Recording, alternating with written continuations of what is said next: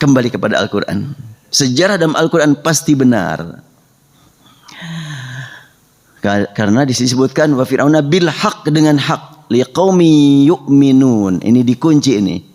Betul-betul kisah Nabi Musa melawan Fir'aun ini adalah sangat bermakna bagi kaum yang beriman. Yu'minun, beriman bahwa hakikat perjalanan Musa dengan Fir'aun dalam Al-Quran itu adalah banyak mengandung pelajaran bagi kita. Dan saya angkat ini Musa dengan Fir'aun ini bulan Muharram soalnya nih. Emang hubungannya apa dengan Muharram?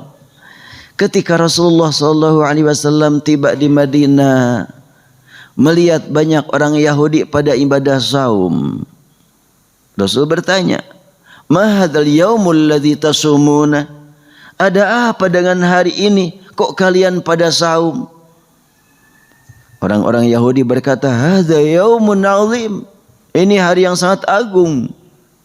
Najjallahu fihi Musa wa qaumah wa gharraqa fihi Fir'auna wa qaumah. Hari ini Musa selamat, demikian pula kaumnya diselamatkan oleh Allah. Hari ini Fir'aun ditenggelamkan dan kaumnya oleh Allah. Fasamahu Musa syukra.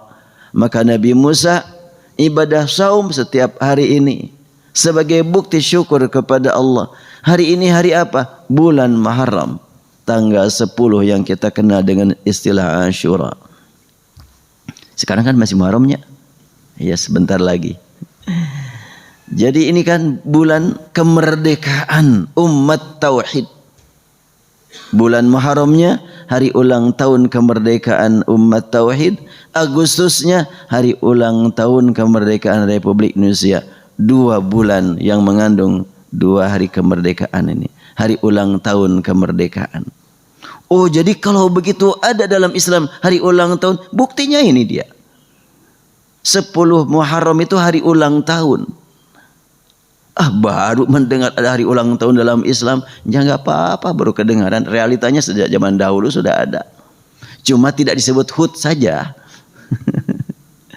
Realitanya ada gitu. Makanya ketika ada orang yang ya semangatnya tinggi, bagus-bagus saja, kita pahamilah. Gak ada hari ulang tahun, itu budaya barat, budaya kafir, kita nggak boleh ikut-ikutan. Hari ulang tahun Asyura.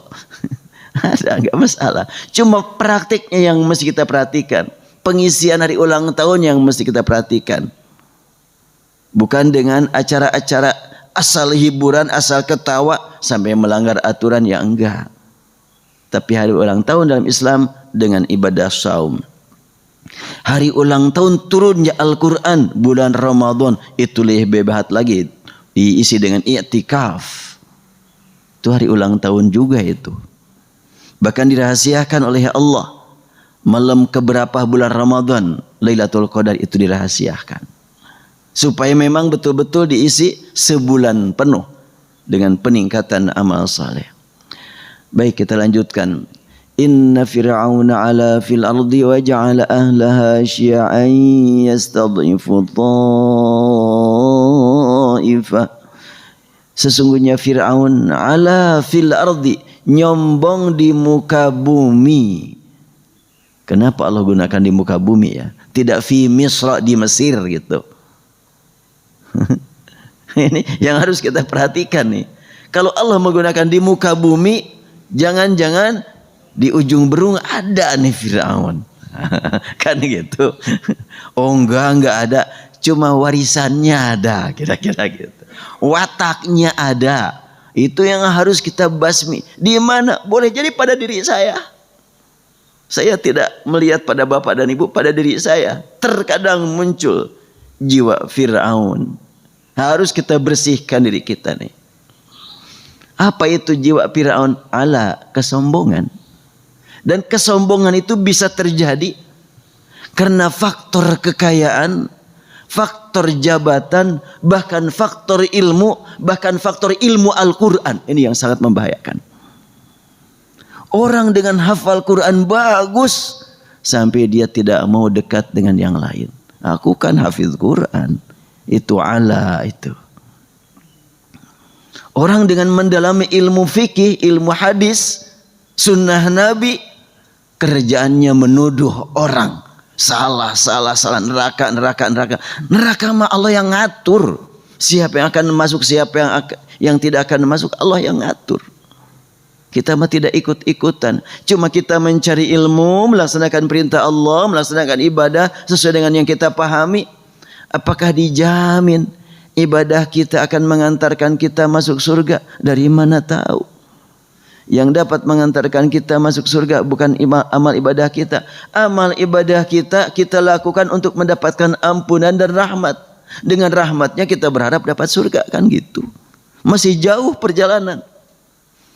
Kita melaksanakan ibadah salat subuh berjamaah. Semoga Allah terima amal ibadah kita. Dengan diterimanya amal ibadah kita, berkurang dosa kita.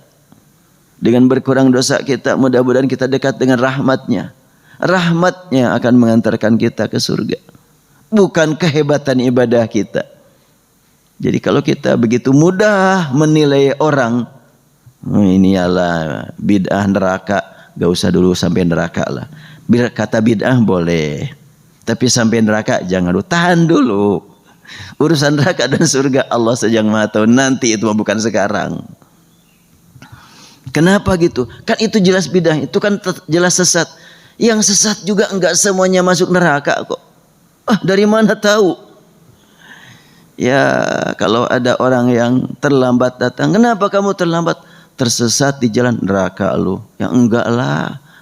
Tersesat jalan kok masuk neraka. Tersesat cari alamat. Jadi kalau gitu makna sesat itu apa? Sesat banyak arti. Dolalah juga banyak arti. Dolalah pakai bahasa Arab ya, yang biasa diartikan sesat. Tidak semuanya yang dolalah masuk neraka. Rasul kan bersabda, kullu dhalalatin finnar. Ya Rasul bersabda begitu, mengingatkan hati-hati dengan dolalah finnar. Tapi kan ada kullu dhalalatin finnar. Rasul sendiri surat Ad-Duha menjelaskan, wa wajadaka dhallan fahada.